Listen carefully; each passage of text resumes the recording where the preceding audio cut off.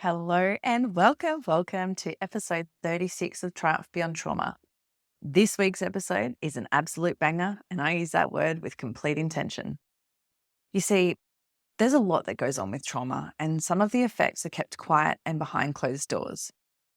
If you're a regular listener of this podcast, you'll know that I like to grab those doors and open them up nice and fucking wide.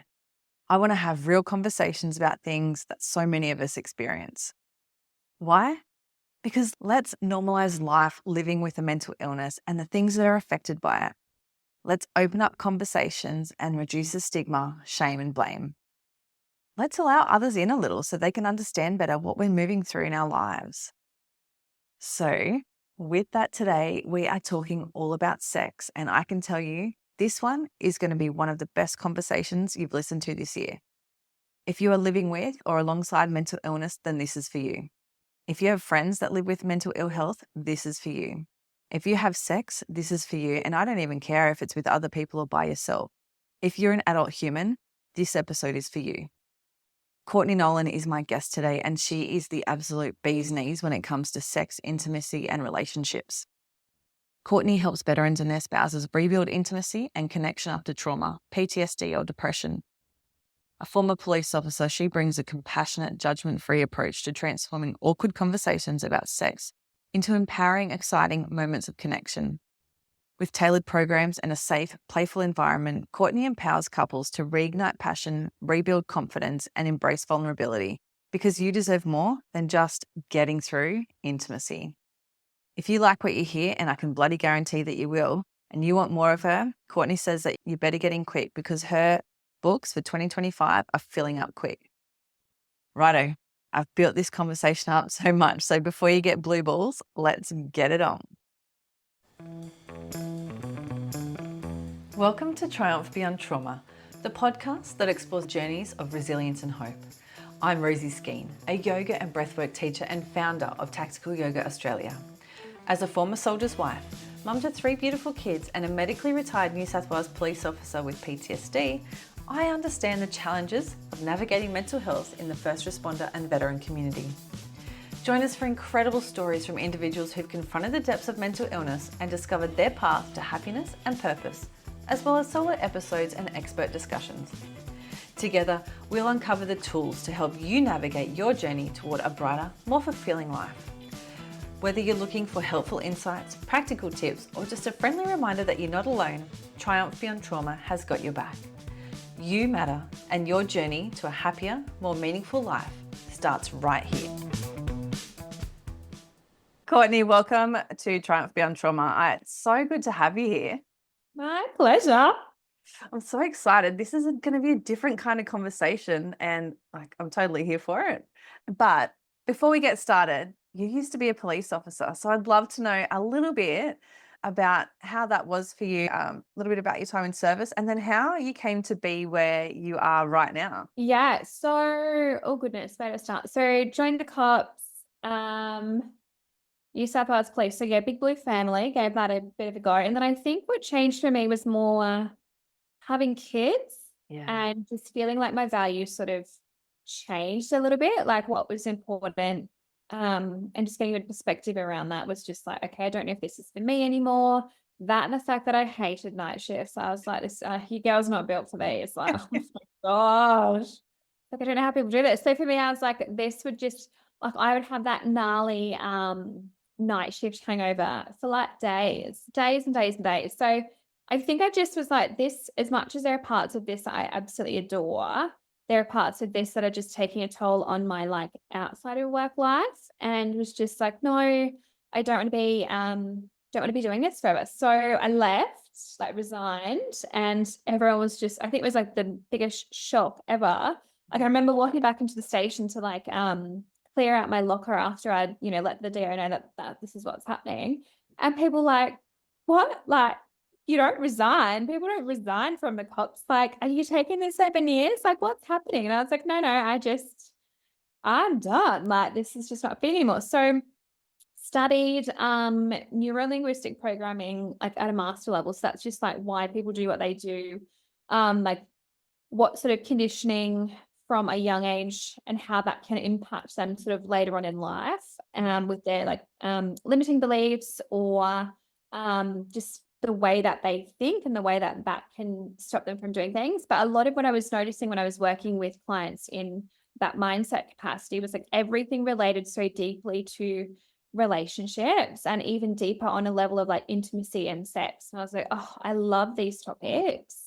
Um, so I studied to be a somatic sex coach and was just like, oh my God, like everything in this is so interesting because it's in the body as well. So it's like, it's very much the neurolinguistic programming side of things is like a lot of talk therapy. And then the somatic sex side of things was like, okay, where does, energy sit in your body and how does that feel and how can you move that out and how is that impacting your intimacy or the way that you feel about yourself or the way that you're, relating to your partner. So since I left, yeah, I've started my own business and now I see clients in a one-on-one capacity. And there must be something about me that attracts like veterans and first responders because it must just be, oh, like you don't have to explain some of this stuff. That seems to be like the big kicker. So sometimes on the couch, I'll have like, 3 vets, one after the other, and it'll be like, okay, I know exactly what you're talking about. Like whether or not it's like the hypervigilance or the sort of extra challenges to be vulnerable.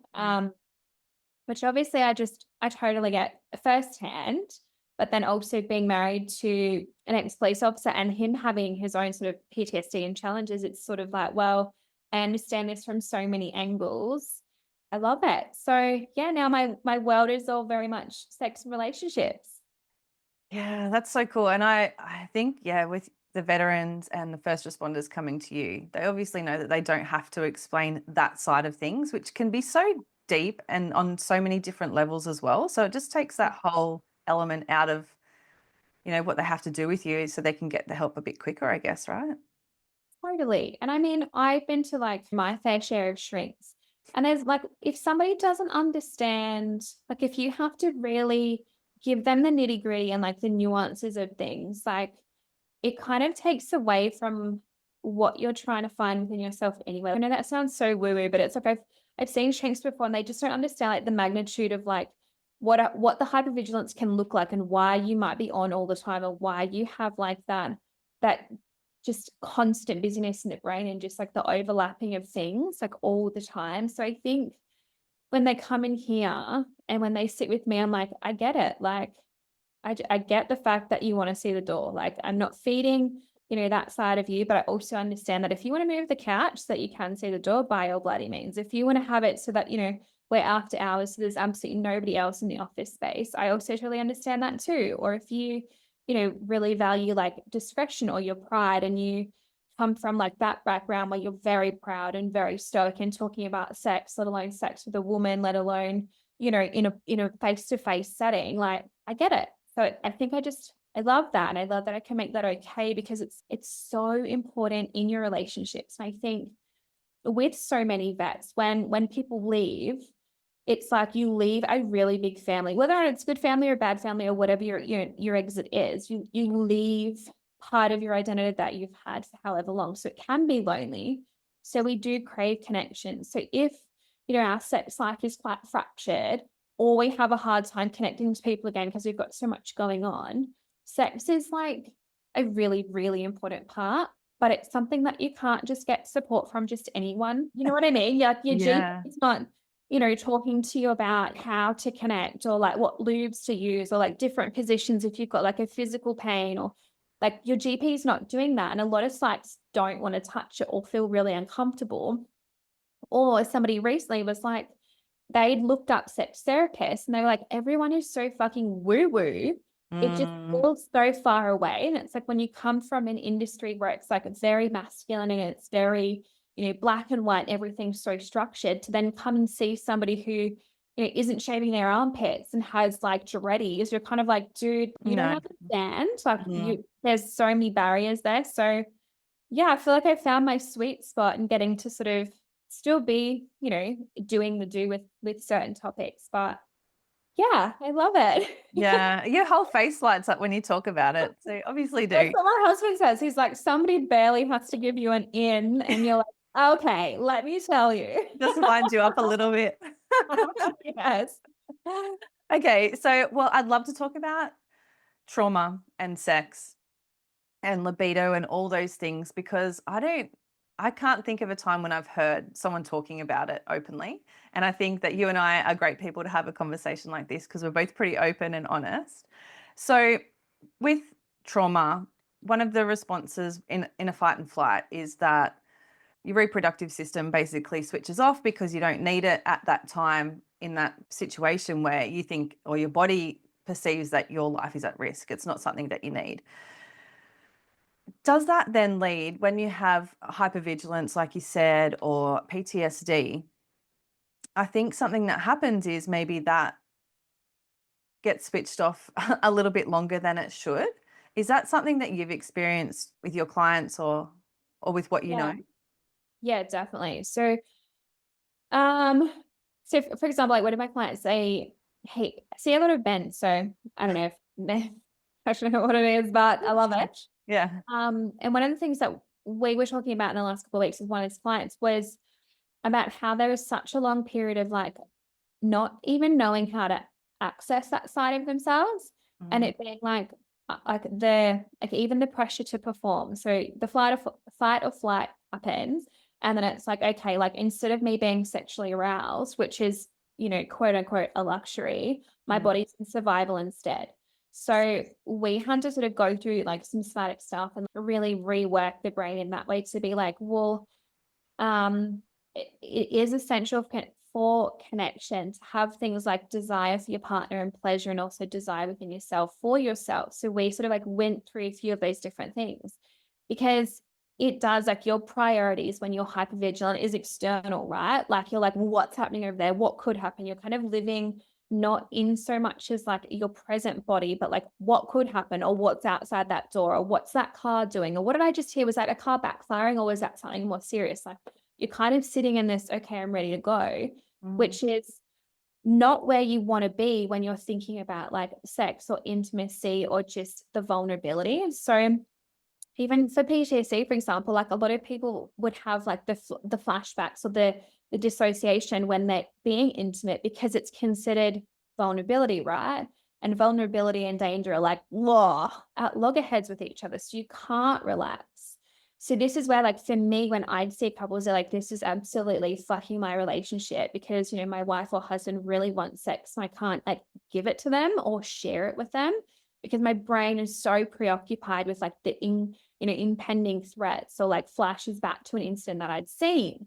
So it does, like, it creates massive problems. And if your partner hasn't been in any, paramilitary organization or defense, or hasn't experienced anything like that, it is such a barrier of communication to be like, hey, this is why. Like, it's not that I don't find you, sexy or desirable, or that I'm not attracted to you. It's just I've got like these blockades happening first that I really have to work so fucking hard to get through. mm. This really isn't about you, but I'm trying to work through them, which is why I think, like, it's not something that happens passively. Like, your sex life, as much as, like, we wanna believe, oh, it's just, it's very second nature, it's super organic, like, it's something that will just happen. It's really not. Like, Mm. it's so intentional because, like, it's how you're relating to somebody else, but you have to be vulnerable. And that is not knee-jerk sort of reaction for anyone who's experienced trauma. It's like, oh no, now I'm in like this ultimate like protection mode.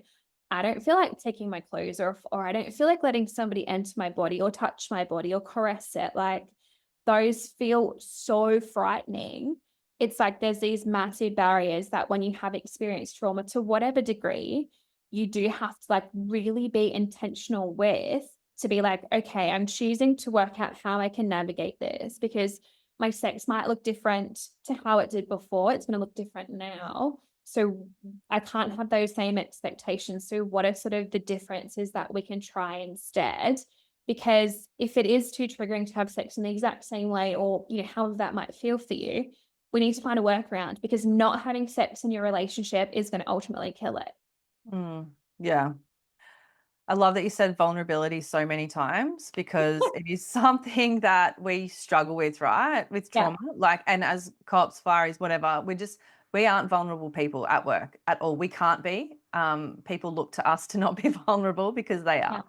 And that's something that I've definitely struggled with is that vulnerability. And I know so many other people have.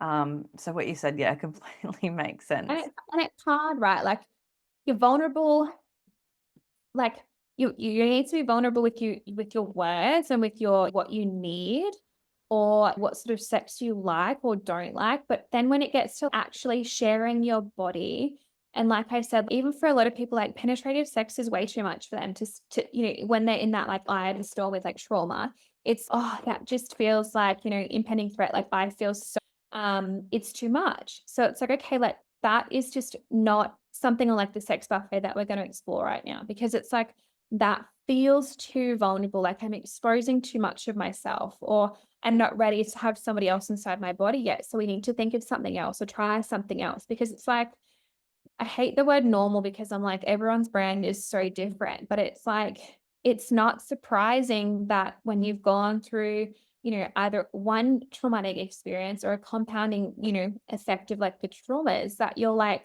oh my God, I don't want somebody all up in me. Or like, yes, it's still your partner, but it's not so much them, but it's like how you feel in yourself and how safe you feel. So it's like the vulnerability of like, being able to speak what's on your mind or speak what your desires are, but then to also like share your body. Like when you think about it like that, it's a massive step. It's not just like, hey, like let's just go for a quickie. Like there's so much more to it that actually comes into play.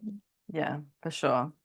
I think too, that leads me on to the next thing I wanted to talk about was like shame and stigma in relation to sex, Yeah. because um, with that there is a bit of shame, like mentally, I know that I would like to have sex with you, but I can't get there. And Yeah. then it's like this little cycle, right? And it's Yeah. and I can imagine I don't want to separate the sexes, but I think for men, there's probably a stigma there too that they have to maybe be a certain way sexually as well. And then there's a little bit of shame with that. So, what can you give me on that? Because I reckon I can feel like that would be like just like this endless cycle of you want sex, but you can't get there. And then you're like, I don't Yeah. know why. And then you're either in your head or you're in your body or you're out of your body. It's like totally. So I think there's a couple of key points I think are really, really important for people. And one of them is like, particularly if you've gone through something traumatic, if you're on medication, it can affect things like, yes, your sex drive or how your body responds to a stimulus. So, for example, you might be aroused, but for a female, you might not be wet or lubricated, or for a male, you might not be hard, but you're still aroused. So, I think Mm, there's this sort of like misunderstanding around the fact that arousal equals hard penis, wet fanny. It's like, no, that's not an automatic conclusion that you can draw from that. And I think that is like the first step when I'm working with people. I'm like, try not to think of arousal like if your response to something sexy or attractive, if you're not hard immediately, don't take that to be that you're not aroused because it's just not the way that it is. And I think this is where I sort of let down a little bit by like, romance novels or anything else, because we're led to believe that, hey, if this person's turned on, they're going to be wet and hard. And then it's like, if they're not, then there's a problem. So that's usually the first burden that I let go of. I'm like, let's cut this loose so that you don't have to have in your mind, I need to be rock solid in order for that to feel like there's arousal. Um, the pressure I think is also around like men, like I've had guys come in around like either premature ejaculation or erectile dysfunction, so like not being hard or not being able to stay hard or coming early. And like these are all again like they're more common than we speak about, yet everyone feels so alone when they bring it up for the first time with me. And it might not even be, we're 4 or 5 sessions in before it's like, well, hey, actually, like this is what's happening. And then you create that sort of, that own fear in your mind of being like, well, I don't want to have sex because last time I came really quickly and that was a shit show. So it's like, I think the sexual shame is about like, hey, I've gone through something traumatic or, I'm often stressed or whatever it might be. Like I'm living in this time of like, there's so much happening externally and internally. The idea of sex and like the pressure to perform or the pressure to be hard or the pressure to be like energetic or creative is feeling like too much. So it's like I really want to, but then I put all these pressures on myself, which I guarantee most partners don't feel. Mm. um, which then again feeds back to communication and why that's so incredibly important. But it's like getting comfortable having these combos is not something that happens overnight. Like for me, obviously, it's a piece of cake because I love it, but it's not for a lot of people. Like Yeah. sometimes like I have to like really step clients through like, okay, and I'll write down like verbatim, like this is some sort of like talking points for you. This is how you can introduce this topic, or hey, I would really love to have sex with you. And in my head, I'm like, oh, I'm super excited for it. But then I sort of start to think about how my body's looking or feeling or acting, or if I've put on weight or, I'm saggy or whatever's going on. And then I'm like, oh, I don't feel so good in myself that I then talk myself out of it. So I just want you to know, hey, it's not that I'm not attracted to you or that I don't want to have sex with you. It's just I've really got some things going on in my own body. Could we try XYZ instead? So I think a lot of the shame, like the stigma especially, it's like, to circle back, it's like women need to be wet to be turned on and guys need to be hard to be turned on. But it's like, hey, like let's let go of, a few of those expectations, because they're setting us up for a fail, and working on like the communication around like what's actually happening. Cause nobody wants to be like, oh, well, to feel inadequate in the bedroom. And if you are used to a sex life where you're quite overzealous or it's energetic and you're creative and it's fun, and now you're moving through something where you don't, feel at home in your own body, the last thing you're going to do is be like, hey, let's try this cool new position I've heard of. It's just Mm. not going to happen. So I think the shame comes in, which just is a really big, it's another layer when you're like, well, I already feel like I'm not good enough, like I'm not in the workplace at the moment, or my workplace has completely changed.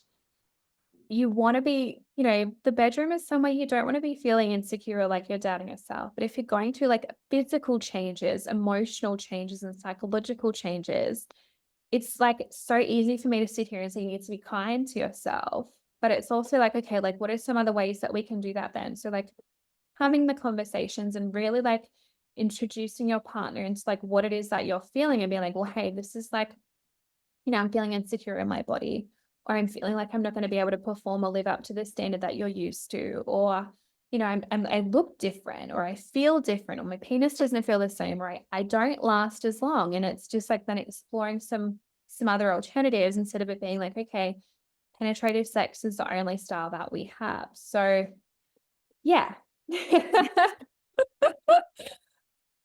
Such a good answer. But the communication is obviously what you recommend, right? Like just talk to each Absolutely. other.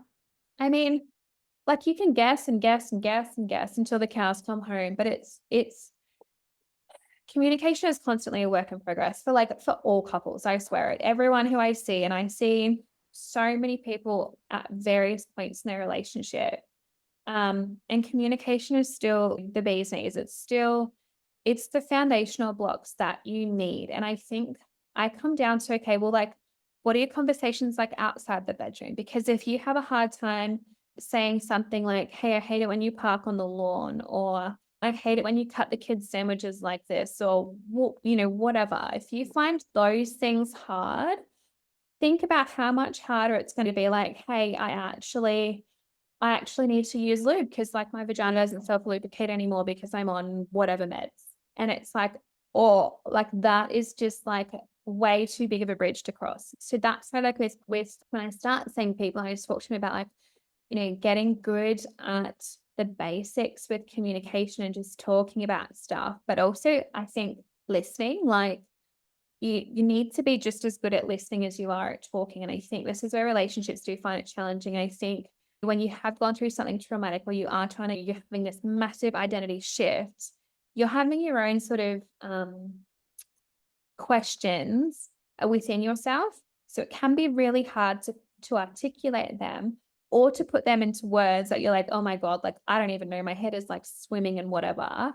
I find it really hard to talk about anything, let alone the stuff that's happening in the bedroom. So let's just ignore the bedroom stuff for now and let's just do like, the basics and see how we go. But you think about how important it is, like even just so much as what brand tea bags do you like? Instead of just guessing, just ask. And it's about asking and checking, and there's no shame there. Like I know one of the old ideas that I've had with couples who are a little bit older have said to me, it's like, oh, well, if they loved me, they'd just know. And I'm like, that is so out. Like we can fuck that idea right off because that is That's not what we do in relationships. We don't just be like, "Oh, they should just know if they love me." You're setting both of you up for failure with that. So it's like, no, it's totally fine to circle back and ask something. And I mean, if you've had some sort of trauma or you're moving through that at the moment, your memory is going to be pretty shit anyway. Oh, So yeah. it's such an unreasonable expectation to be like, "Well, I've already told you." It's no. If you love this person, you want to be giving them the tools to be good at it. So don't be all like, "I've told you 3 times." It's like, "No, okay, well, let's work out a better system where we can remember this then." So I think it's like adjusting expectations around it because it's like the communication shouldn't be, "I've told you 10 times." It's like, okay, what's the sticking point here? Is it when I'm telling you? Is it how I'm telling you? Could we attach to something else to let you know? Is it the way that you are focused on something else when we're having this conversation that you're actually not hearing me or you're understanding it to be different? Like I've had conversations with people about how they hang the tea towel. And it's like, "Oh, but I wanted it like this." And the other person's like, "Oh, I thought you meant like this."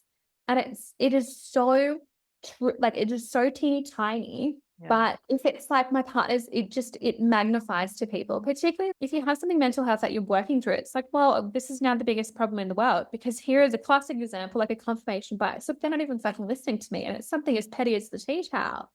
And then you're like, "Oh my God, you're so annoying. You're deliberately doing this to shit me off. You haven't listened to when I've spoken to you. How are you going to be able to do blah, blah, blah?" Or "I don't feel supported enough to tell you how," or whatever doesn't actually feel very good in the bedroom. Like it just won't happen. So the communication stuff, and this is my advice to everyone always, it's like, well, really get good at that outside the bedroom combos first before you start to attack the, "Hey, you give oral like shit. I don't enjoy it." You know? And Yeah. again, I would recommend you say it like that. I felt like that. I am You all never for get the it again. kindness, but I don't think that will go very well. But like practice out, like don't leave those things. Don't just leave them as like, "Oh, that's so important." It's like just like work on the way that you ask for things or speak about things or bringing things up. It's like communication is practice. It's not set and forget. And it just, yeah, it takes effort and conscious effort at that. Yeah. Well, let's talk quickly about having kids in the house as well and making that time because that's a crazy time of your life, right? So if you add that little extra on top, little sprinkling of a couple of kids, it just makes your issues, I think, harder to communicate about because the time, you just don't have the time and they're always around. So finding a space to do it. What's your recommendation there? I I mean, I know you follow me on Instagram, so you would have seen me talk about a couples check-in very regularly. So Yeah. for me, I think it is, I mean, we have 3 boys and they are fucking wild. It is busy all the time. There is like burping, farting, bombing, kicking, punching. It's everything. It's on from the moment their eyes are awake at bloody 4:30 in the morning until at nighttime. But for us, I think it's a couple of things. Like I think a check-in is really, really great. So every single week, we at the same time, generally once the kids are in bed on a Sunday, we would go through like our version of a check-in, which is just a series of questions where we ask each other certain things. And like I'll ask all the questions and he'll answer, and then he'll ask me all the questions and I will answer. And the whole point is there's no judgment. It is just, "Hey, this is what I felt this week," or "This is what was going on for me this week," or, "Moving into next week, this is how I need you to support me and this is what I'm looking for," or, "Hey, when you said XYZ, it actually made me feel really upset and I felt like you weren't validating me," or whatever. It's a bunch of questions, but it's basically just that reliable point every single week where you can count on, it's the consistency where you can count on your partner to just listen, and then also from them, you expect the honesty in return. So it's like, "I need you to be honest with this because if you hang on to this and you're marinating or festering on it for weeks and weeks and weeks, and then you finally blow up over something else because you haven't spoken about it, then that's a problem that we could have addressed weeks ago." So it's like, for example, I use this one. If you go to a social barbecue and you're the butt of a joke about something, and then you're like, "Oh, like that really hurt. Like that really bothered me when you said that I make a shit potato salad," or whatever. And then for the next few barbecues or whatever, you make the same potato salad and your partner cracks the same joke and you're like, "Oh my God, this is fucking driving me crazy." Like it just like the repetition of it is just like killing you. And then you blow up over it. And it's like, had you just have mentioned it and been like, hey, on Saturday when we were at the barbecue and you were like, blah, blah, blah about the potato salad, did you mean that? Or was that just a funny, like, where, because that actually really hurt me. Like, now I got, got quite unsure about if you actually like it because you've always told me you like it. And by having the conversation like straight away, so it's like, oh, okay, they're just trying to be funny. And if that actually then hurts, you can be like, hey, choose something else to be funny about. Or if they genuinely hate it, you'll need to stop making it. And then you won't have that same exposure to that same like insult or like the butt of the same joke. So it's like if your partner doesn't know, they can't do better. But if you're like, hey, I actually really hate that. It makes me feel really shitty and I hate being put on the spot like that. Can you just maybe think of a different joke or maybe leave me out of it completely instead of it being a repetitive problem that you had no, that they have no idea about and you're constantly getting exposed to. So like by having a check-in, you can rely on that time and you build that really good habit of the good, and there's a word in the woo-woo world that they use all the time, but it drives me fucking nuts. That really nice container. And I'm like, bleh, but you know what I mean? Where it's like that really, the really safe container where you can say what you want. I'm like, yuck, I hate this word, but you know what I mean? Yeah. Where you can say what you need to, and your partner isn't going to fly off the handle at you because you've created this agreement between the two of you where it's like, I can say what I need to here. It's not aggressive. It's not attacking. It's me just expressing how I feel and me telling you, maybe not with the same degree of finesse as you'd like always, but I'm telling you what I need. And I'm being as explicit as I can. And again, if you are going through, if you have experienced some trauma or you're still like, don't feel really clunky with my words, this can be a really beautiful place to do that. So it's like, let's just word vomit, get it all out on the table, and then we can kind of pick through what you actually mean or what you actually need or what part of that it was that made you feel really shitty. Like what is the problem here? So that when you do have a similar situation, you don't repeat it or you're less likely to. So it's like the same feeling of hurt doesn't exist. And you feel completely validated by your partner and you as the other person feel really proud that you've been able to do something that makes them feel loved and appreciated and seen instead of making what you think is a harmless joke and actually really hurting them in the process. So communication, like it's ever evolving. I think when you've got kids, right? So it's like your communication style needs to tweak and adapt to who's in the house or who's in the environment. But I think when you have kids, like the stakes are almost that little bit higher because you're more attuned to like what words you use and who's present when you are using them. So I think it's just more so like, well, how much of a priority is this to me? And it's like, okay, well, one of the ways that I flip it with clients is I'm like, okay, well, if your kids were in a relationship that's exactly like yours, like, would you be happy with that? Yeah. Like, are you modeling what you want your kids to see? Or is there a way that we could be improving this a little bit? So like, are you modeling the fact that you were just like running yourself ragged and trying to do everything and be everything to everyone?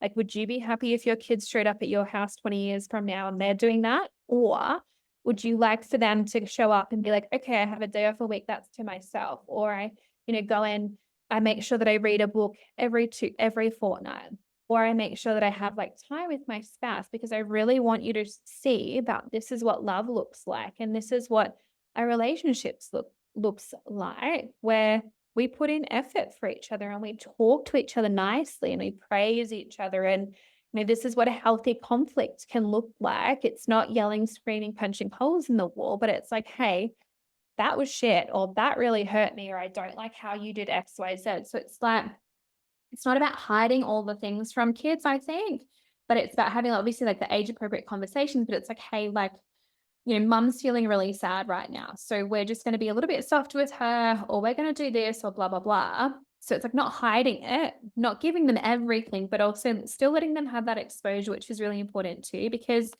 if they look at you like you've hung the moon and that you can just do everything, when they have a time in their life where they crack or crumble, they're going to be like, something's wrong with me because mum and dad never did that, or they never showed any weakness, or I never saw that from them. So this must be something wrong with me here. Does mindfulness play a part in sexual health? Yeah, I suppose I look at it from a few different perspectives. Like Um, so I look at sex, I suppose, probably a bit differently to what mainstream views sex as. And I think about sex, I suppose, as more of like a buffet of like different activities or experiences and just different ways of connecting to the person that you're choosing and also just doing things that feel good. What is about when you're mentioning mindfulness, I think it's like about, obviously consciously being there Yeah. and being so present with what you're doing, which when we speak here in these, clean cut settings, it's fucking easy. But when you put that in situ and you're in, your home environment and you can hear the kids or you've just, put them to bed and it's been like resting a freaking crocodile and there's been tears and tantrums and there's food over here and it's like so many jobs to do. Like, as we know, it's so very different in a sterile setting versus like a bedroom setting. So for me, when I talk to clients, I'm like, how can you build your, and I suppose it's like a mindfulness habit or mindfulness practice. Like, again, it's super woo woo, but I'm like, strip away the fact that sex needs to be penetration and think about what else it could be and more of like a buffet of activities. So it could just be, it could be touching, like it could be like an erotic touch, but it could also be like a massage, or it could be, using different props. It could be using different anything else in the bedroom if that's where you're choosing. But I think with mindfulness, it's really hard, and I get it. Like, for somebody who has a busy brain, it's really hard for me to switch off. So like my brain's like "Rrr" all the time. So to I'm just stop and listen to my body is actually really fucking hard. And I'm like, oh, this sometimes it takes me such a long time to like get so in my body that I'm like, this is just like running a marathon for me to just clear all the tabs in my brain to actually recognize how my body is feeling or how I'm responding to certain touch or whatever it might be. So I suppose mindfulness, like, I mean, I say the standard stuff to people like try yoga and like obviously I love yoga and I think it's brilliant. I think it can be a really helpful way of moving your body enough to then slow down. But in a sexual setting, I think it's like, well, take all of the pressure off that this needs to be anything other than us enjoying each other's time together and limiting the distractions. So if that looks like taking everything else out of the bedroom other than the bed, you know what I mean? Like don't yeah. have like, the kids' artwork or the shoes from the day or like the sweaty gym towel or like just if everything else is stripped bare out of the bedroom, if you can have the visual as just the bed, sweet, try that. If it's like your brain just needs some sort of like music or something, like have a sex playlist, have something that will like tick you into the right mood so that you're like, okay, I can calm down now. Or have some sort of routine where it's like, okay, well, let's have a shower together at night or some nights. Like, let's just wash each other. There is no expectation for sex. Let's just touch each other nicely in this moment. Like, no, that's not like a mainstream sex, experience, but it has a similar result in the way that it's like we're sharing this really connected intimacy anyway in a way that's like, okay, cool, we're still doing a task, which is having a shower. We still get to be connected because we're together and we're naked. It's kind of like when we have kids, right? And it's like, oh, the skin on skin is super important. It's the exact same with adults. So maybe it's the fact that you might try sleeping nude 1 or 2 nights a week if you don't already. Or, just the mindfulness doesn't have to be like, let's sit here and do breathing together or that eye gazing, unless that's your thing. But it could just be like, hey, well, what is the most conscious act we can do together to build intimacy? Is it having a conversation? Is it sitting in silence? Is it putting our phones on do not disturb? Is it, you know, reading the same book at the same time? Is it having a shower together? Is it holding hands? Is it just saying 3 things that we really love about each other today? Is it being really conscious with the way that we think about things that we send more nudes to each other? Or we just say, like, leave a post-it with like a loving sentence on it somewhere. Or is it that you're sending each other the love in the way that feels good for you? Which is why, like, sometimes I'll tap into like a love languages thing and be like, hey, well, what's your partner's love language? Like, what do they need? Like, is it, words of affirmation? Sweet. Well, can you write them or text them or leave it, leave them a note on the fridge or like we have a whiteboard. Like, is it leaving something on the whiteboard? Like, mindfulness doesn't have to be like a breath work piece. It can just be what conscious act am I doing to build more intimacy in my relationship. Like, take even the word sex out of it. If that's because that can feel super overwhelming for people. Like, if we say sex, it's like, oh my God, like now I have to perform and I have to be naked and you have to be inside me or blah, blah, blah. It's like, no, no, let's just completely strip it back. Let's take that away and be like, well, what feels intimate for you? Is it the fact that I remember this really important date? Is it the fact that, I've just gone and got all the ingredients for dinner and I'm making dinner tonight? So you don't even have to think about it. Like, if you take sex out of it and you're just like, how can I build more intimacy? What things can I do that just say to the other person, hey, I really see you. I see how much work you're going through, whether or not, you're the one who's experienced this trauma, or whatever it might be, whichever side of the fence you're sitting on, it doesn't matter because all relationships can benefit from that. It's like, I truly see you. I really value you. I'm grateful for all that you do. Like, it could be as simple as, hey, you bought the right loaf of bread this week and I didn't have to remind you. Like, it can be so freaking simple that it's like, oh my God, you put petrol in the car. Oh my God, like, just like, though, taking the bins down, like, for me, that shit makes me feel like the skankiest hoe, and I hate it. I am like, "I hate this." But it's like, when it's done, I'm like, "Oh my God, Yeah. that is just the bee's knees." But Yeah. it we put so much pressure on, like, succeeding to be, this big celebration and this really big, like, event that is just, like, all-consuming, but I'm telling you, like, if we spend more attention, like, particularly with vets and particularly with people who have trauma or are navigating PTSD or are sitting in depression and are just like, "How the fuck can I still be relating to my spouse when I feel like I can't, like," when I'm dissociating from my own body, like, my God, this just feels so impossible. It's like, don't worry, strip all of that away and just be like, what's one thing I can do today to show my person that I love them? What's one thing? And it can be, like I said, as simple as taking the rubbish out or like booking the appointment for the service at the mechanic. Cause again, another job. Another thing. Oh my I God. feel like a bimbo when I go into the mechanic and I'm like, I hate this. You talk to me like I'm an idiot and I probably am, but I don't enjoy this job. So it's like when my husband does that, like calls to book it, super old school on the phone, like having to call and be like, hey, can I book my car in? But it's like, I love that because I'm like, oh, thank God, like you've heard me when I've said this makes me feel like an idiot. Even though, like, I know some basic stuff, I know how to change a tire, like, I'm not the biggest bimbo, but I just hate being a mechanic. So he just sorts that. And I'm like, this just to me screams volumes for how intimacy and stuff continues to blossom because it takes conscious effort. It's not set and forget. Yeah. Making conscious efforts for connection, right? Like, yeah. Completely. Yeah. Yeah. Just while we're talking about communication, what if you really are trying to make an effort, right? And you're trying to ask the questions, but you're just getting stonewalled every single time. I just saw you. I think your eyes just did 360 in the back of your head because obviously it's something that happens a lot. It Um, is. It is. people I thought are of a client the moment you said that. yeah. What can you do? Like, what can you do? Do you have an example?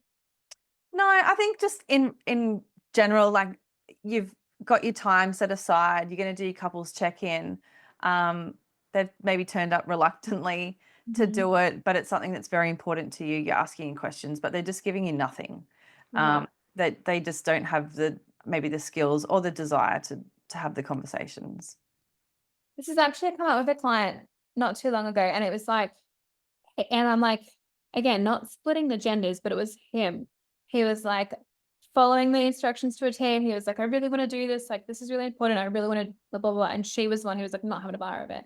Yeah. And I'm like, I suppose we did a couple of different things. And it was like, you can be softly, softly with somebody, but at the end of the day, it's like, well, how important is this to you?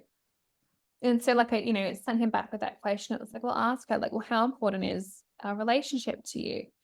Because at the moment I feel disconnected and I feel like, we could be doing X, Y, Z better or I'm feeling the disconnect and I really value us. Like I miss us. I miss what we had or I miss what we were. And I feel like I can't get there until we start having these conversations again. And like stonewalling's fucking hard. Like it's brutal. And like I've said this to people before and I'm like, I would happily take a punch over stonewalling any day of the week because it's that psychological stuff where you actually starting to feel like you're going bloody insane because you don't, you know, you d you're putting in the effort and they're like being, "Oh, yep, I'm here. Yep, I'm here. I'm answering the questions, what's bothering you." And so it feels like you're like, "Oh, shit, like, am I just Is being it me? too much? Is Yeah. it me? Am I crazy? Am I crazy?" Am I a psycho? Yeah. And it's hard, and I think, like, this is where, like, again, like, couples find it hard, especially if it's like you come from a background where you didn't talk about relationship stuff or you didn't put effort in. Like, it's very new, it's very bougie to be like, "Okay, let's work on our relationship." And I mean, even, I have conversations with, like, say, my mum, for example, and she's like, "Oh, you do what?" Like, "Well, what do you mean?" Like, she just it blows her mind to be like, "Well, what do you mean you coach couples?" And I was like, "Well," I sort of explained, like, how I do it. She's like, "Oh, well, in my day, like, we never did that." And it's like, "Exactly, exactly." Yeah. And that's why we all grow up now and are like, "Well, what should a relationship look like? What is healthy conflict?" Like, Mm. that's why. But I don't think there's a quick fix, and I don't think there's one answer. And I think sometimes I do have a bit of tough love with people like that because I'm like, "Okay, well, how important is our relationship to you? Because right now I am feeling like this. I'm feeling, do all the I things." I'm like, I think it's a Gottman thing to, be able to speak like that. But it's like, I'm feeling lonely or I'm feeling disconnected from you, and I miss that. I miss how we used to finish each other's sentences, or I miss how we used to date, or I miss how we used to flirt with each other, or, I miss how we used to just, like, laugh and play and do all these things. I'm trying to get some of that back, and in my mind, it starts with a check-in because this is how I can sort of, like, get to know what you need better, and you can sort of see where I'm coming from before things are in, the heat of the moment. So, like I say, couples, you don't start building, this is definitely not my own saying, but it's like, you don't start building a parachute once you've already jumped out of the plane. Yes. It's the exact same thing. Like, we don't want to try to, set a good framework for communication when we're already arguing about something when there's already been a fracture. We sort of want to get back there first to be like, okay, well, this is what we can default to, whether or not we, introduce things like a safe word or like a pause or a break if the conflict is getting too heated. And it's like, okay, whether or not the word's like fucking unicorn or something, it's like, let's just agree to pause this for now. This isn't finished, but let's both go and decompress, and then we'll circle back to this, at 3 p.m. tomorrow or 3 p.m. this afternoon, for example. Once we both had, a time to sort of like expel whatever's going on and come back with a fresh mind instead of being so heightened and so emotive and so reactive that we're just going around in the same circle and nobody's actually hearing Yeah. what the other is saying. So it's like, let's work on that. So when you talk to your partner like that, and I mean, I know relationships are work and they're about growing together and moving through different seasons. And I think this is a thing. It's like, well, we're moving through quite a tricky season at the moment. So I would love for us to have some different tools or have something a little bit left of center where we can rely on this time to talk to each other. And it's like, you can't make somebody want to show up for your relationship. Like, you can't make somebody want to be vulnerable. You can't make them be vulnerable. So I think it's like once you've given them ample opportunities and you've explained how it feels for you and explained, where you're coming from and, hey, well, do you want me, do you want to try couples counseling or do you want to try this together? Because it's like a lot of the time it is. It's like, well, one person feels super disconnected and the other person can't see a problem. And Yeah. it's like, I don't know what's wrong with this. Why do you need this? And it's like, okay, well, this is really important to me and it's making me feel like blah, blah, blah.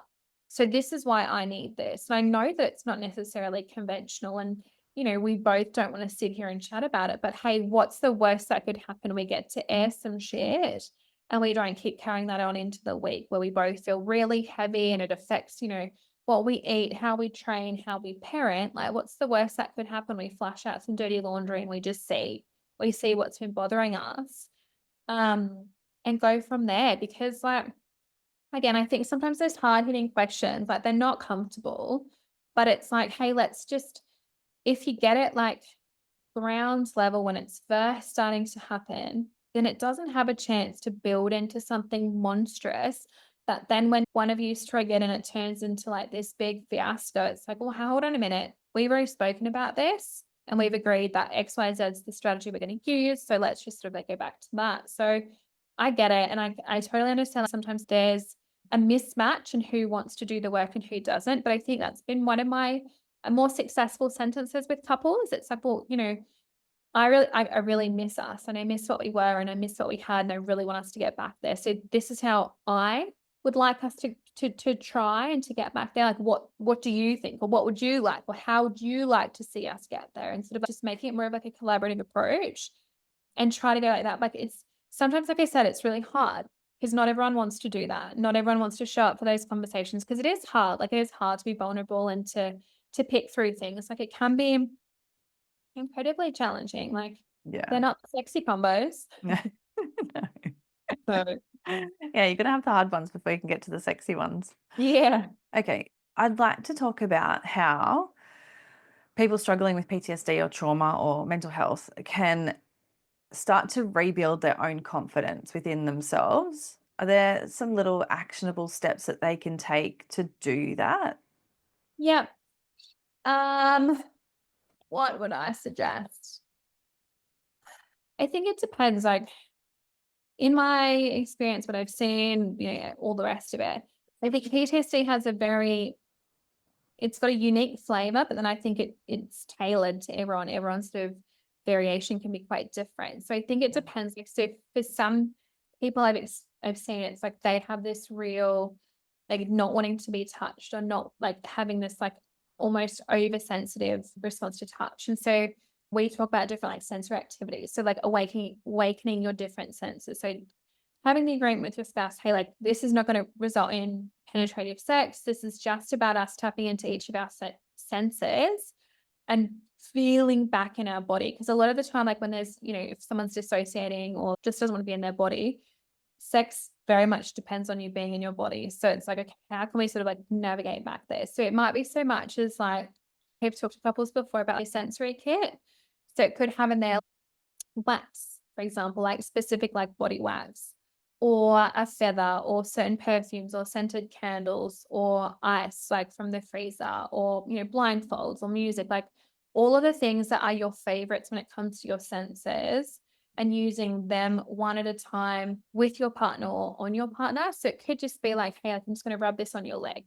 And it could be the wax, for example, or it could be like the feather. It's like, just all we're doing is just playing into what you're activating all of your senses, like using these different things. And like, it is just very, very small sort of small things that you do, and it builds trust with your partner again, because it's like you're still sharing this moment without having the pressure of like, this needs to be, a long mammoth sex effort. This is just something that we get to do here, which is really, really nice. So like, that's something that I've had some good success with couples who are like, oh, I can't get in my body enough to appreciate this again.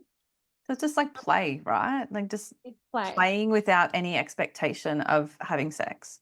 Yeah. Exactly. Yeah. Which, I mean, is it's probably the best place to start with a lot of people. And I'm like, even if it's like no sex a week or 2 weeks, and it's like, just do these activities, and we'll start really gradually. And I'm like, okay, there's no touching of genitals whatsoever.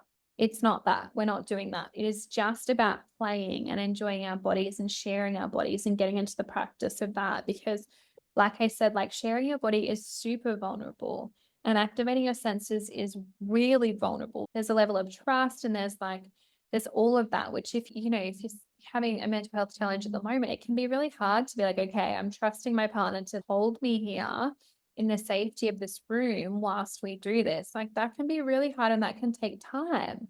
So it's like, okay, there's no genital touching, and then we'll sort of like build on it and be like, okay, let's introduce a little bit of this. But again, maybe it'll be like, it's gradual, right? So it's like, okay, well, maybe there'll be no oral involved. It'll just be hands or like toys or whatever else we've got going. It's like, there'll be nothing internal. And then you'll sort of like do it in stages. As you're getting to no matter how much you want it, we're not having sex with this activity. This is purely just a sensate activity where we're working on our senses, and just slowly trying to build up like your confidence in the bedroom again. Because a lot of things it's confidence based. It's like, how's my body going to respond to this? Am I going to come early? Am I going to be wet enough? Like, how do I look? How do I feel? How do I sound? Like, taking off all of those layers of pressure just gives you more of the peace to just be with your body and to be with your partner again in a very, very intimate way. So that's definitely something that I've recommended with clients, and that's been very successful, because it's like, it takes the pressure off Pressure. Yeah. so much performance. Even something like, for women before I've said, I've suggested something like a lingam massage. So lingam is penis in Sanskrit. So it's like your whole point is to give pleasure to him. And, it can be an activity of like massage or just like, just experiencing different things. Like it's not about getting him hard. It's not about making him come. It is just purely like, this is just me sharing pleasure with you. So it even takes the pressure of like having to be erect or having to ejaculate. It's like, no, no, no, we're just going to like completely park that. I just want to share pleasure with you for this time. And it's like you're building your trust again because, if you've had if PTSD has entered your relationship and you're kind of like, oh, I'm navigating this, it can all you can it can put pressure on the trust element and you're just trying to rebuild it because like a bedroom is super vulnerable. So it's like, okay, well, what can I do to share, pleasure or to make you feel good or to help you, connect back in with your body? Like, how can I support you with this?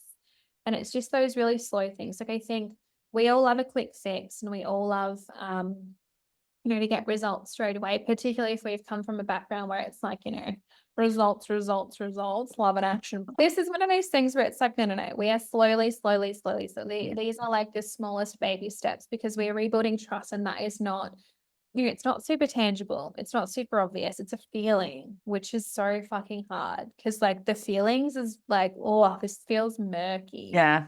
Yeah. Like, okay, let's just slowly see what works. And like, let's stop thinking of sex as this big ordeal that we have to, carve out time with and blah, blah, blah. Let's just see how we can be confident with each other and feel supported with each other. And like, let's practice that with good communication and enjoy each other's bodies without the expectation to be hard, wet, or to ejaculate. It's like, let's just start there. And then we can slowly start to add in those things again. And like, sex is going to come and go in waves anyway. Like moving through seasons of life, like it's just inevitable. With PTSD aside or any mental health challenges aside, like you're going to go through seasons of your life where your libido is going to be sky high and it is going to bottom out. And it isn't going to be.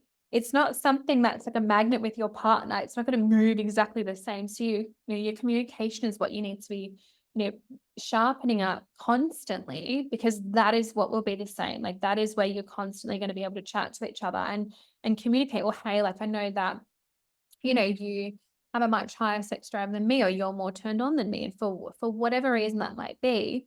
But if you can't say to your partner, hey, like, it's not that I don't feel attracted to you. It's just I don't feel the need for as much sex, or I'm finding penetrative sex actually quite painful, or I prefer oral at the moment, or I just want to do this. I just want to sit and hold your hand instead. Like I feel more connected through those activities, than being railed on a Thursday night. So it's like, how can I, you know what I mean?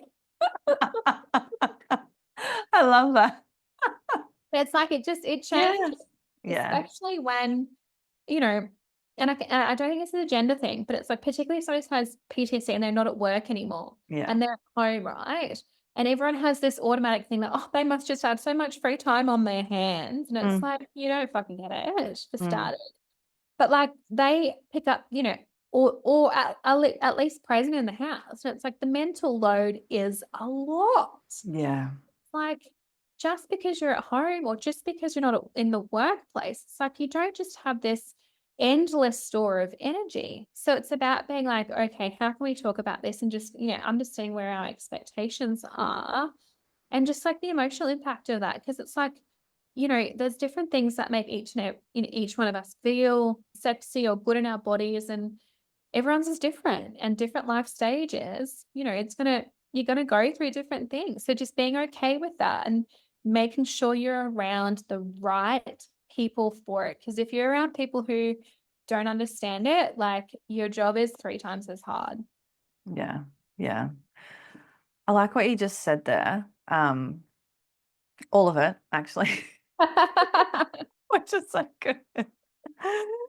Just the energy though, I personally with PTSD, my energy doesn't work the same anymore. Like I don't have as many batteries. I think that's how I refer to it. I used to probably have 10 batteries. Maybe now I've got 5 on a good day. So Mhm. that energy management too is really tricky, I think. And then having these big conversations, sometimes big, but like little conversations that will generally turn into a bigger conversation can be really draining in itself. Um, Yeah. So I think people, yeah, probably need to be aware of that as well, manage your energy. Completely. And I think I suppose like the default for me was always like, oh, you're lucky your husband's at home. And it's like, dude, you've got no idea. Like, nah.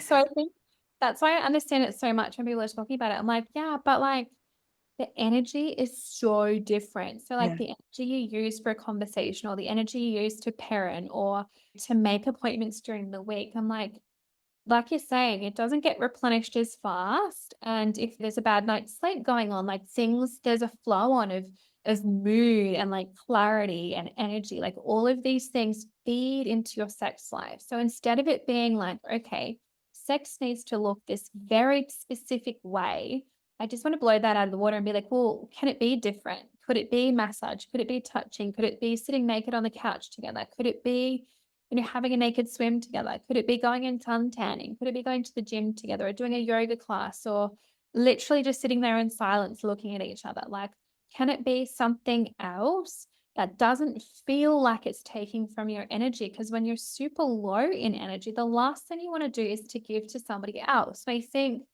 when you are in that position and you're constantly giving, like you're giving to kids, you're giving to or whichever workplace has hot up your clacker for whatever document at the moment. It's like you're constantly giving and trying to remember.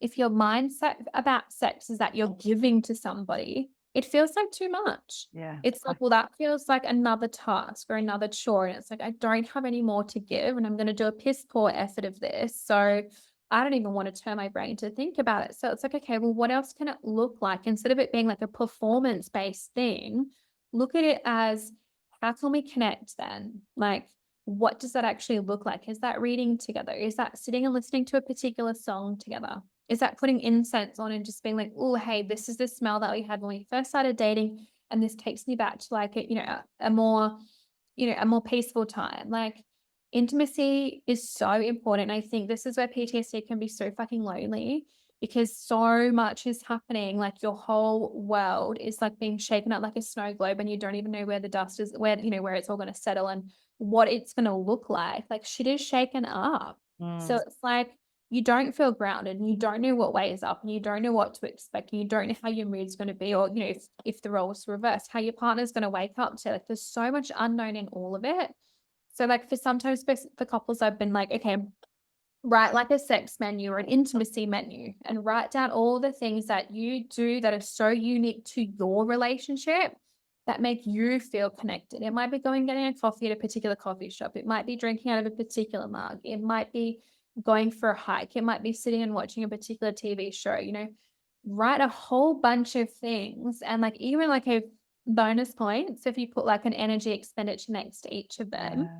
And it's like, okay, well, this is what I'm feeling, like so low energy. Sitting and watching a movie with you sounds fucking great. Whereas when I feel like I've got lots of energy, going to the gym with you would be like, creme de la creme. So it's like by having a resource like that you two have created together, it's like, hey, where's your energy at? Which one of these would fit the brief? Are we feeling good? Do you feel like we could do this? Or I feel like, no, I'm completely fried today. Like I've had a big week, blah, blah, blah. Like, whatever's gone on at school holidays, I'm feeling shagged.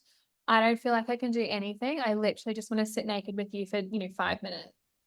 And it's like having the energy expenditure next to it stops you from feeling like, oh my God, I'm going to let my partner down by not doing this. It's like, no, this is just where I'm honestly at with myself. Like, hey, I don't have enough energy. Let's just go and water the plants in the backyard together. It's like that is intimacy. Like that is what, especially as a wife whose husband has PTSD, it's like this shit is like amazing. It is so much more impactful. Like I don't even as somebody who loves to talk and I talk all day, every day and do a shit ton of listening, sometimes it's nice just to not do the talking. For Yeah. us to do the no talking, the nothing at all. There's no expectation for me to show up happily and bubbly. There's no expectation for me to share anything. We can literally just go and do this one task, whatever it is. That's, it's as routine as like watering the plants. It's like, you can't fuck that up. I mean, you can if you me, because I can't keep greenery alive to save myself. But the point is the same.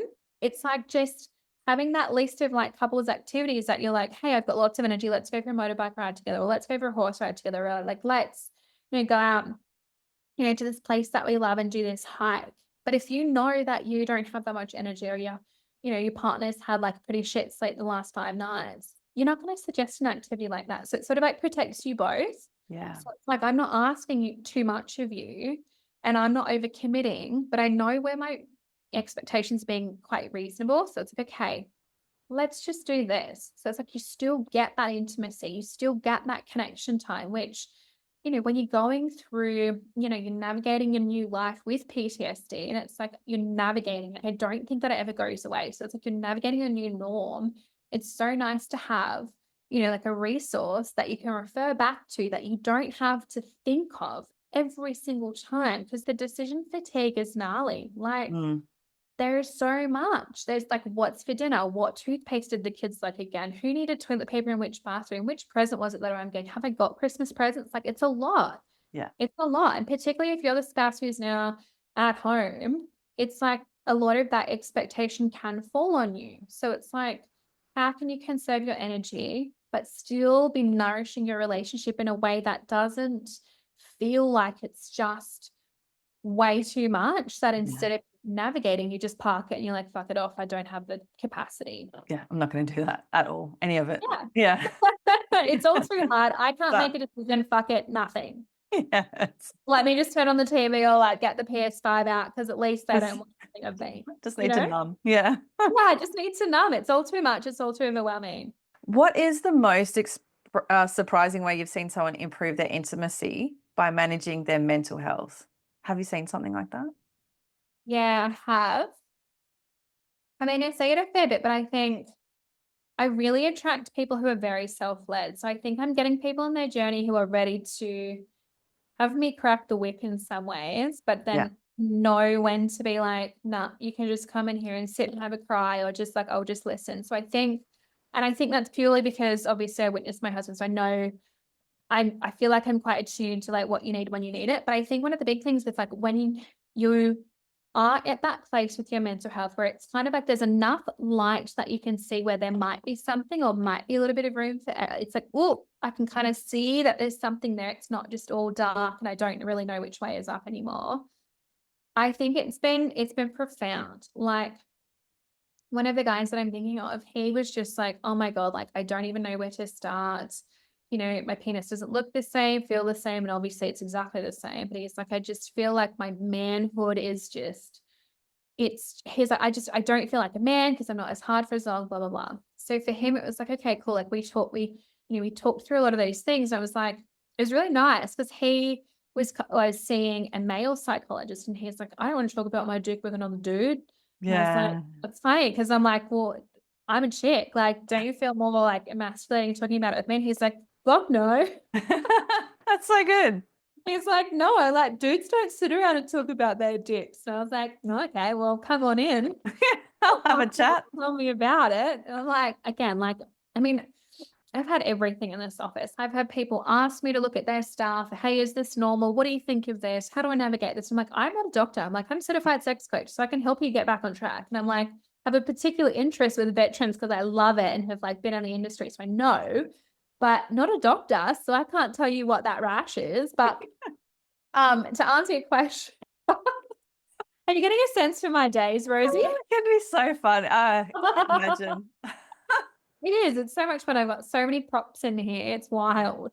Like, yeah, it's wild when people come in. But I think what I notice is like the mental health thing, it's when you start to teach clients to be aware of their value again. And I think when you have so much value attached to the service industry that you're in, and to be in service of other people, that when your primary role becomes you getting better, it's like, oh, fuck, I don't know how to do this. Oh, Yeah. why? Me? What? Me? Yeah. I'm literally the bottom of the list, right?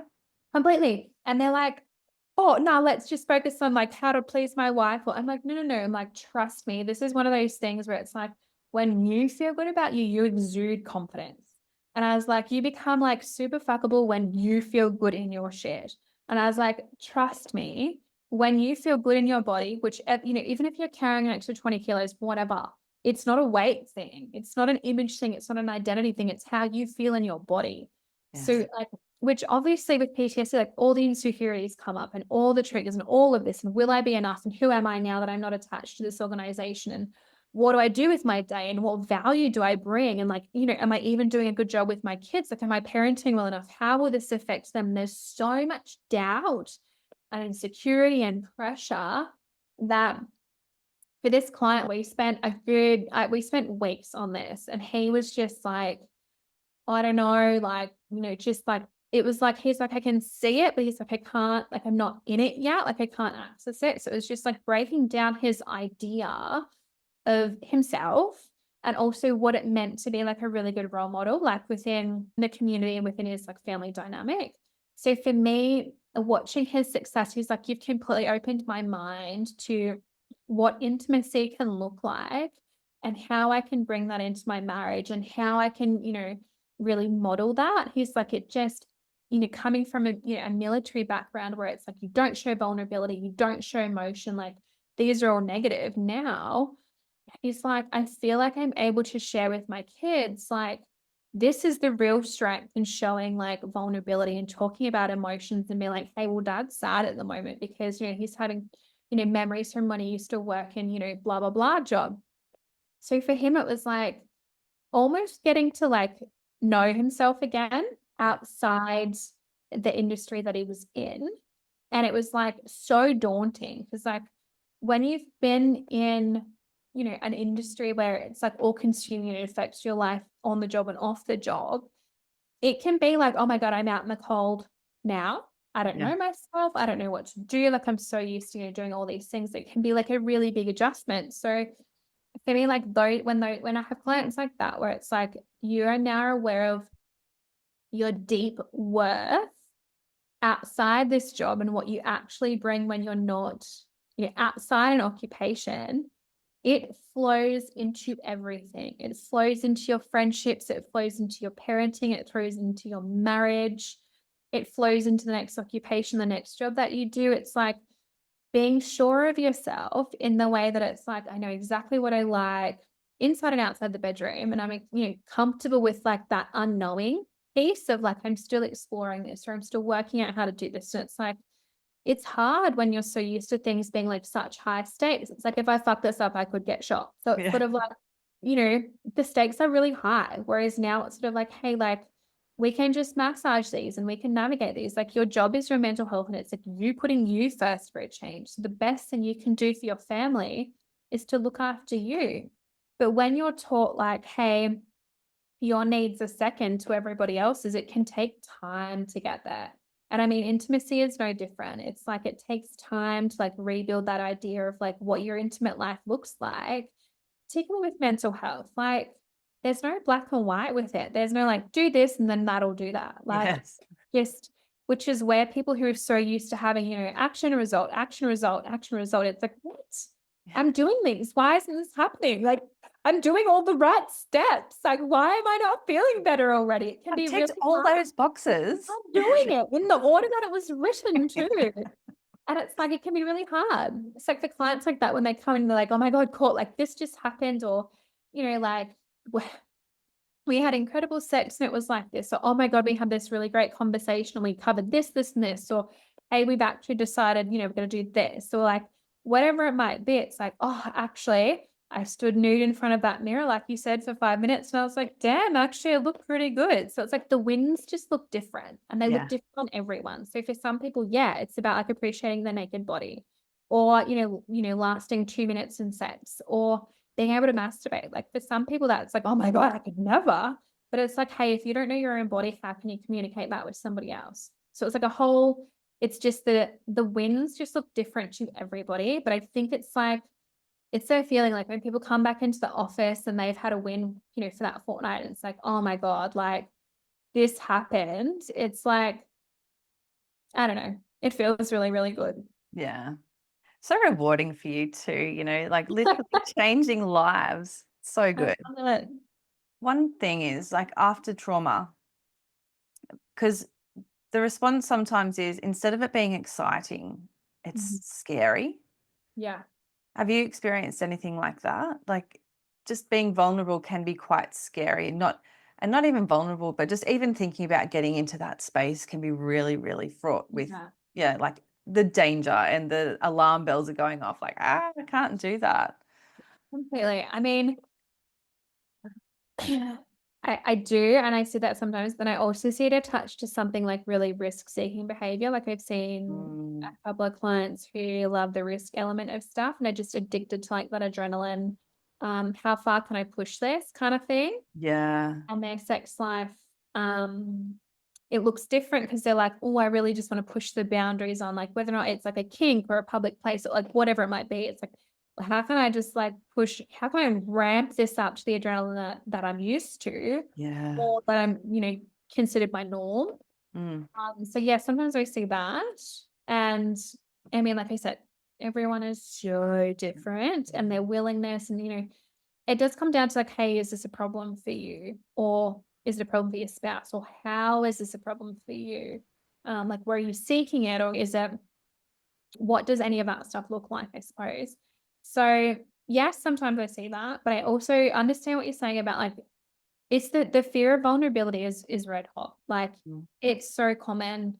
It's so scary. And I think that's why when, like I mentioned before, it's about like taking all of the layers back off, yeah, creating different, like, sexual options of, either just a massage or a shower. It's, like, really, like, just come straight back down to basics and move as slow as you need. So it might be like, "Hey, well, we don't have, a sex for ages or weeks and weeks and weeks and weeks or months," or whatever it might be, but, this is an alternative. So it might be like, "Okay, well, let's, introduce a weekly shower or a massage or, sex toys that are like Bluetooth operated. So it's like you're not actually inside me, but you're still able to control it. So it's like, there's still a connectedness that we can share where I don't have to be fully vulnerable. So for some people, like the Bluetooth toy has been a really great hit because it's like they don't even have to be in the same room, but yeah, still partnered play.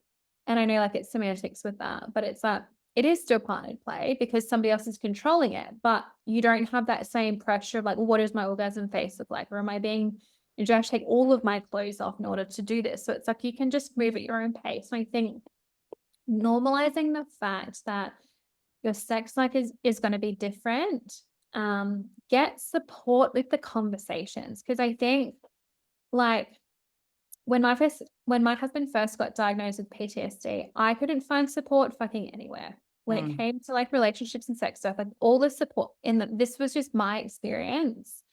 All the support was for him, but never for the spouse.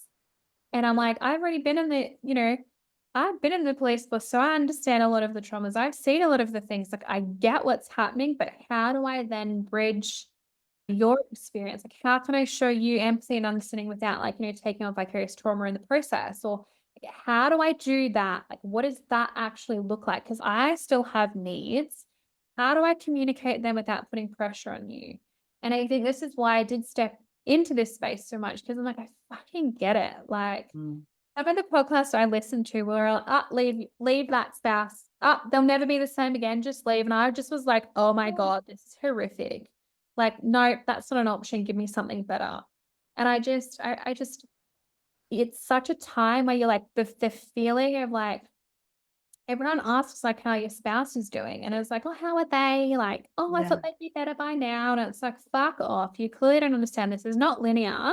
We have mm, ups and downs. Like, just, I think it's like this support side of things can be really challenging. So I always, always, always recommend support for both of you. Like, the spouse is just as important. And it's just somebody to normalize, like, hey, yeah, this is really hard. Or, hey, your sex is going to look different. Overall energy is going to change. Libido is going to change. Positions might need to change. Like, even the time of day, if you guys always used to be frisky at night, like, that might not be the thing anymore.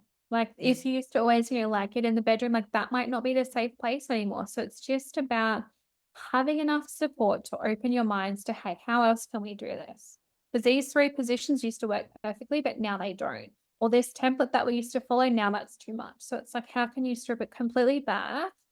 Who can help you to like turn your mind to think about different ways that that might work so that it doesn't feel like just an impossible task that doesn't get touched. And then you both suffer because you both really miss each other.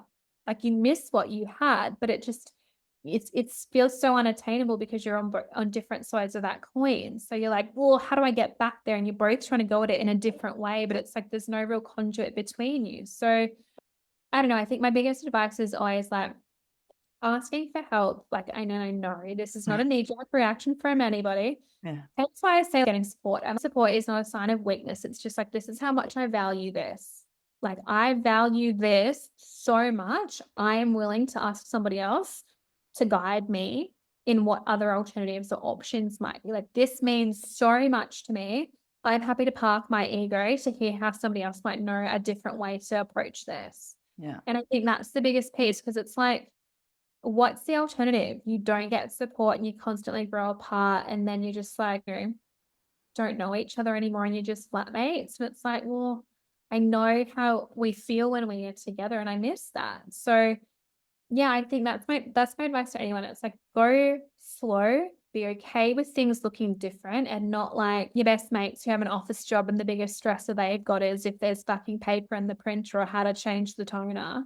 Like, your stress is different. Your stakes are different. Your experience of trauma is different. So everything, just your whole world's been shaken up. You're allowed to do sex differently. Like, there's no rule unless, there's no rule. There's no template. You get to create your own shit. Yeah, I like that. Let's talk about seeking support, because you are amazing. And I've loved this conversation so much, because it's like anything in life, right? Sometimes you just think you're the only one going through it and you just don't know what to do about it. It's like, oh my God, why am I like this? Or why is my life like this? Or Yeah. why is this happening? But are your books open?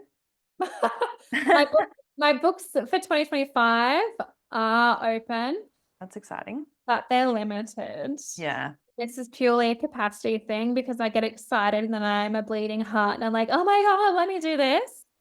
But they are open. They are open. And I think I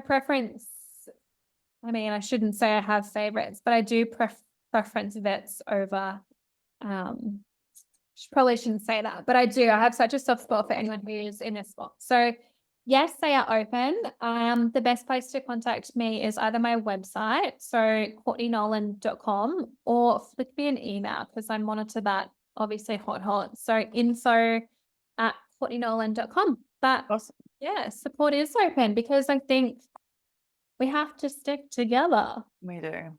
I'll link to everything in the show notes, as well as your amazing podcast. I love it so much. It's so fun and real and raw, and just everything that you are. Obviously, it's great. So thank you so much. It's pretty easy because I'm like, we can just chat. I'm like, just love a chat. Words. I'm like, typed words. I'm like, okay, let's just chat about this. So good. It's so good. I love it. Thank you for coming on. I appreciate your time so much. My pleasure. Yeah, it's been a joy. Thanks. I hope you've enjoyed today's episode. If you have, make sure to hit subscribe so you never miss any new ones. We release fresh content every Tuesday. And while you're there, take a moment to leave us a review. I would genuinely appreciate your thoughts.